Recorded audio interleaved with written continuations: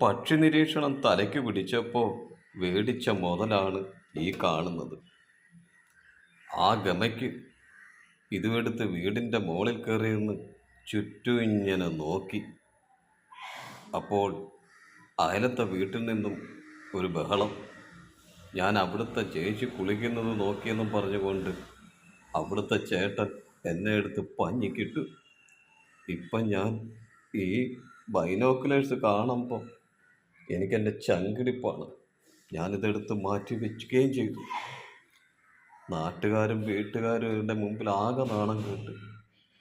നാട്ടുകാരിപ്പോൾ എന്നെ വിളിക്കുന്നത് ബേഡ് വാച്ചറേ എന്നാണ്.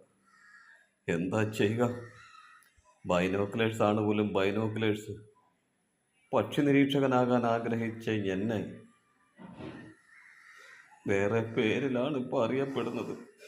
ബേഡ്